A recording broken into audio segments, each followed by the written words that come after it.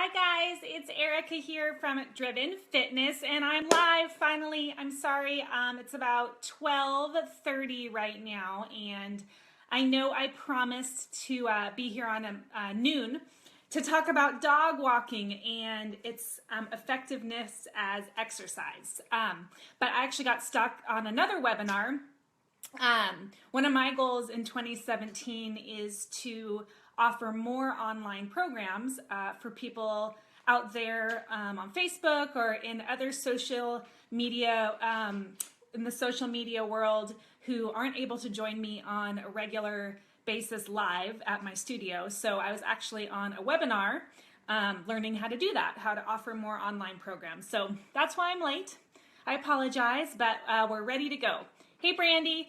Brandy, that is so funny. So I saw Brandy on the freeway driving yesterday, and I'm looking over and I'm thinking, gosh, there's a Pure Ride Cycles sticker and a Rwanda sticker. Like that car, I got to know the person in there. And then it was Brandy. I got so excited. I love living in a small town. Even though Orange County is such a big sprawl, I see people out and about all the time, which is awesome. So anyway, hi, Brittany. That's why I was a little late. I was out on a webinar learning about how to offer more live programs. So hopefully in 2017, there'll be more that I can offer to you in a whole bunch of different forms. So today I posted a Facebook post yesterday that said, I do not believe that dog walking is exercise, and it created a big flurry of activity, which was awesome. It's exactly what I wanted, was to create a conversation around this. Hi, Kim. And I think a lot of you who are joining are dog owners, so that's awesome. So it was perfect. So dog walking. The reason this came to my mind is, number one, I have a dog. I walk her all the time. So I know what it's like walking a dog, and I have a pretty high energy dog.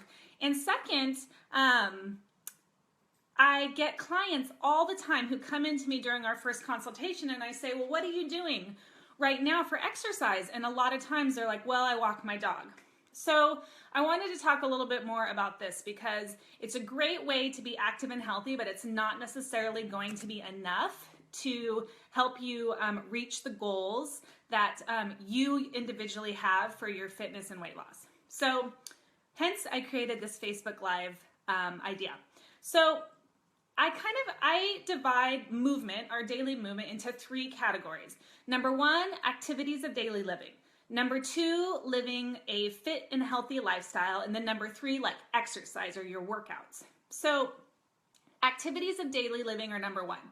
So these are things like the things you need to physically be able to do to just get through your day, right? So being able to carry your groceries up a set of stairs or load them in and out of your car, or being able to get up and down off the toilet, or, walk up to your second floor, pick something up off the ground. Those are all activities of daily living. Things that we should be able to do without pain, without injury, right?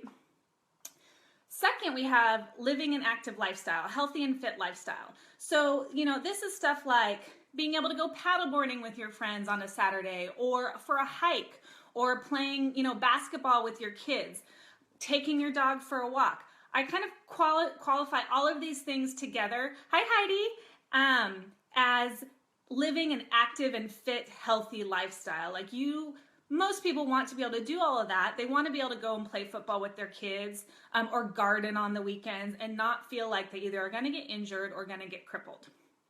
And then the third category, so we have activities of daily living, we've got a fit and healthy lifestyle, and then we've got exercise or workout. So these are specific targeted goals, time frames that have goals for whatever you're trying to achieve in life. So your workouts are really specific time frames when you're trying to get something accomplished. Build your strength, increase your flexibility, get better with your cardio. So that is what, hey JP, that's what I qualify as exercise. So those are the three areas of movement that I think most of us are dealing with on a daily basis. It's either your activities of daily living, living a healthy lifestyle, or your workouts. So in comes the dog walking, right? So For someone who has, 100 plus pounds to lose, maybe more, Kara, hi. Someone who has 100 plus pounds to lose, or someone who has chronic pain, a major injury, arthritis, those people, we're just trying to get them to successfully complete activities of daily living without pain, right? So if you have 100 plus pounds to lose, we just want you to be able to climb a flight of stairs without getting so winded that it is just feels like it's practically impossible. Allison, hi, from Northern California. Chris, hi. Hello, everybody. So as people are jumping on, we're talking about, I'm just going to review real quick for those of you who just joined on. We're talking about dog walking and why I posted that I don't believe it's exercise, which isn't totally true, but it got your attention, right? So right now we're talking about the 3 categories of movement every day. So we're talking about activities of daily living, the basic things you should be able to do every day. And if you have 100 or plus pounds to lose, then by all means, walking a dog is going to be your exercise, right? Like that might seem just completely daunting. So for you, that most certainly can be your workout for the day. If you've never walked more than a block at a time, then get a dog. It needs to be walked every day. That is a great accountability partner so that you can achieve your goals. I get Runner Magazine, and sometime this year, they do like profile features of people who have lost weight successfully. You see me doing this with my hand. I have my notes over here on my computer screen, so I keep turning my computer screen back on. So Runner Magazine had a profile of someone who had, I think it was over 100 pounds to lose. I don't remember how much this guy had to lose, but that was what he did. He had a rescue dog. He was a lab. He needed to be exercised. And that dog was really the means that helped him lose that weight. He started with just walking the dog. Then he started running with the dog. And then the dog went to half marathons with him. So it was really part of his journey. So in that instance, for someone in that situation, for sure, walking your dog can be exercise. So let's go to the next category, living a healthy lifestyle. So, if you are a person who has, hey Matt, hey Lupe, if you're a person who has like maybe 30 pounds to lose, right? Or you just want to get better at running, or you want to improve your ability to cycle, walking your dog is probably not going to cut it to reach those goals, right? So I have a dog, I walk her 3 times a day. I know what it's like walking a dog. Very few people will walk a dog consistently, like getting your heart rate up without stopping. So unless you're doing sprints in between, which is possible, maybe you do that, it's probably not going to burn enough calories to help you lose those 30 to 50 pounds. It's just not going to happen unless you're walking for hours and hours at a time. And what else happens when you walk your dog? You stop to talk to your neighbor, the dog has to pee, the dog pulls and wants to smell something. So it's just not a consistent cardiovascular effort.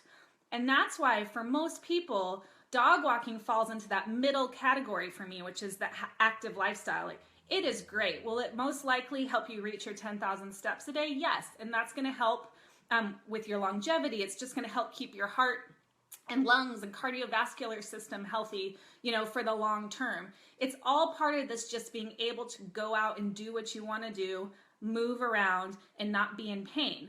But if your goal is to, lose weight, get stronger, get more fit on a higher level, then it's just not going to cut it.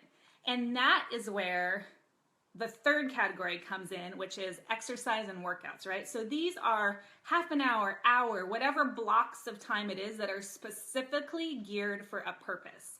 Now, some people might kind of move back and forth from these categories. So I have people who come to my facility, they love the gym. That is their main source of exercise. They come 5 days a week, 6 days a week, they see us, and that's what they do. Do they want to go out and hike for 15 miles a week? No, that's probably not their thing. But because they're in the gym, getting their exercise, working on their strength, they can go do that hike every once in a while if they want to, and they're not going to leave feeling crippled at the end of it, right? So those workout times, that exercise time, I am a firm believer, and we talk about this all the time at Driven Fitness, that workout time is what gets you to enjoy the lifestyle that you want. We live down here near the mountains in Southern California, and we have a lot of skiers. So, we want to go ski during the winter, but how many times do you get to ski? If it's, 2 hours to 5 hours away, it might only be a couple times a year. Well, the exercise and all the leg work that you're doing in our boot camps and in our personal training session is what is going to enable you to live that life and go ski and hopefully only be a little bit sore and not like crippled the next day, right? So if you agree with that and that makes sense, give me a big thumbs up. So, I emphasize with my clients all the time, you got to find something that you love in terms of fitness and exercise and do it a lot. Thank you for that thumbs up. And that's going to be what helps keep you strong and fit and healthy for life. So it might be in the gym, that's fine, but maybe it actually is, long hiking trips. Maybe it is cycling 150 miles. Well, you still need those exercise times and that workout time to be able to do those things that you love to do. So, people are very fluid between these three categories. We have, there might be some people who are like surfers, for example. So a surfer might go out and surf 1 to 2 hours every single day. That also qualifies as his exercise. He's out there doing it enough that he's getting his heart rate up. He is getting strong. He's working on his cardiovascular system. He might still need flexibility to help him through the long term, but his active life also serves as his exercise. But most people aren't like that. Most people want to just go out, maybe and surf a couple times a week. They're super busy, or they want to go on a bike ride once a week. So that's where the workouts come in. And that's where I say that the dog walking isn't successful, because that dog walking as exercise is not going to help you go out and ski for 5 hours and not be sore, right? So there is a very valuable purpose for all those things. Dina, hi, you joined us. If you're still in New York, I'm so excited that you joined us all the way from New York. Good job. Hi, Hal. We still have people jumping on.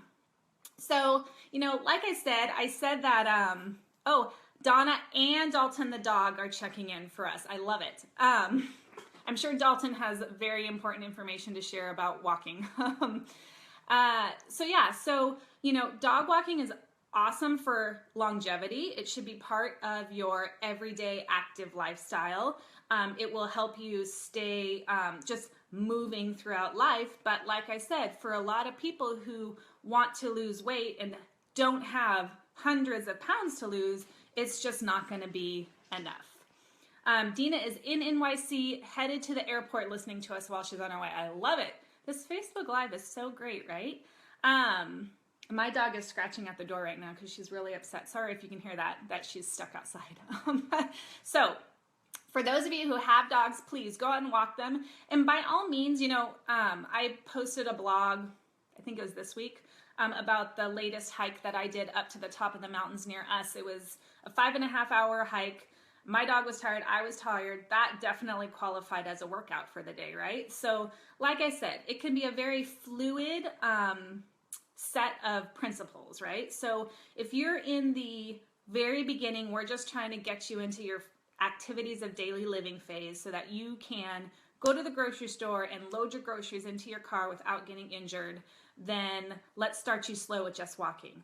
If you are already living a healthy lifestyle, then utilize the dog walking as part of that. And if you are exercising or working out, also use that so you can do some of the fun stuff with your dog and get fun and benefit out of it at the same time. Does anybody have any thoughts on that or questions, or maybe your favorite dog walking places in the, actually in any area, really? We have people from kind of all over here, Southern California, Northern California, NYC, all over the place. So I got some really good comments on my Facebook post about dogs, all from dog owners. One person specifically talked about how he sprinted with his, I think it was a husky. I think it was Michael that posted that. That was great. So you can use your dog for doing wind sprints also, which by the way is a great high intensity interval exercise. Is if you run with your dog fast and then walk for a few minutes, run with your dog fast, walk for a few minutes. That can be really great exercise. Brittany says, I love Rimgate Park in Lake Forest, super dog and kid friendly. I don't know where, I've heard of Rimgate. I don't know where that is. O'Neill is fun, and Aliso Creek Trail. Yeah, Aliso Trail is a big one. I see a lot of friends and neighbors walking on Aliso Trail.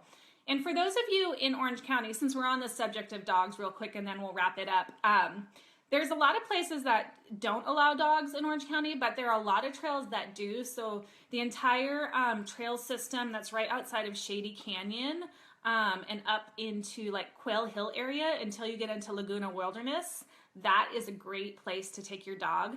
You can also walk your dog at the top of the world. So it's just the West Ridge trail. So not going down into the canyon of Aliso and Woods Canyon Trail, but just on top of the world. That is a really great and challenging hill hike where you can include your dogs. Not going into Casper's, but out of Dove Canyon. There's a whole bunch of kind of like fire roads and parts of Tejeras Creek Trail where you can also include your dogs. Dina says, bring the dog to the beach, tougher in the sand. Very true. So jogging with your dog at the beach is also a great workout. It's good for your calves and lower legs. I would definitely recommend breaking into that slowly. So trying not to do too much at a time. I saw Chris joined us a while ago, by the way. I skipped you. Hi, Chris. I haven't seen you in a while either. So those are all really great areas where you can take your dogs, or besides the, the normal dog parks or the dog beaches, where you can get hikes in around the Orange County area. I think you can have them on the San Clemente trails also. A lot of the non-posted trails you can have them on. Any of the state parks, they're not allowed typically, but we're very lucky in Orange County to have a really great system of sort of unofficial trails that you can take your dogs hiking on. Anybody else? Thank you, Brandy. Good points. You like the activity categories. It kind of makes sense, right? It kind of qualifies where you should be in your life. All right, well then that's it. I hope everybody joined. I like to try to keep my Facebook Live seminars fairly, quick and to the point, in and out. I will post the replay later, so if you missed the beginning about why I don't believe that dog walking is exercise, then definitely please stay tuned and watch the replay. And other than that, Hal has one last one. Irvine Regional is a big walk too. I've never been there with the dog. I didn't know that they were allowed there. Awesome. That's another good idea. Irvine Regional Park. All right. So go out there, get active, live a healthy lifestyle, walk your dog, run your dog, have fun, and have a great day. And I'll see you next time. Bye.